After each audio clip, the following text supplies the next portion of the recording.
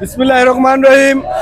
বাংলাদেশ জাতীয়তাবাদী দল বিএনপি কর্তৃক আয়োজিত আজকের আমাদের নবনির্বাচিত প্রধানমন্ত্রী চাঁদপুর আগমন উপলক্ষে আজকে আমাদের কয়েক হাজার 40 থেকে 50,000 নেতাকর্মী নিয়ে আমাদের চান্দিনা উপজেলার মাননীয় সংসদ সদস্য জননেতা আতিকুল আলম শাওন সাহেবের নেতৃত্বে আমরা রাজপথে উপস্থিত হয়েছি।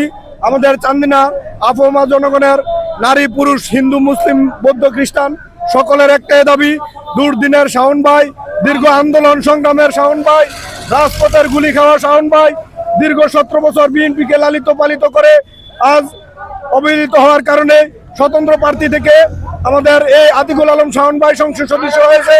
এখন আমাদের চান্দিনার জনগণের দাবি, আমাদের সকল জনগণের প্রত্যাশা, মাননীয় প্রধানমন্ত্রীর কাছে একটাই দাবি, জননেতা আতিকুল আলম শাওন সাহেবের বহিষ্কার আদেশ প্রত্যাহার চাই এবং প্রত্যাহার করতে হবে। এটাই আমাদের চান্দিনা জনগণের দাবি।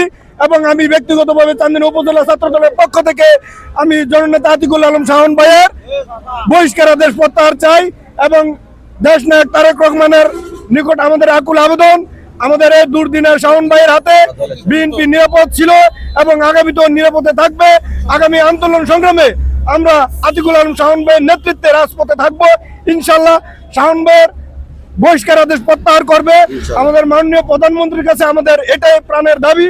আমাদের চান্দিনার জননন্দিত নেতা আতিকুল আলম শাওন সাহেবকে দলে ফিরিয়ে নেওয়ার জন্য আমাদের চান্দিনার জনগণের একটাই দাবি, আমরা চাই মাননীয় সংসদ সদস্য জননেতা আতিকুল আলম শাওন সাহেব বিএনপির জাতীয়তাবাদী বিএনপির পতাকা তলে আবারও আগের মতন পদে পদার্পণ করুক, এটা আমাদের সকলের প্রত্যাশা। ধন্যবাদ।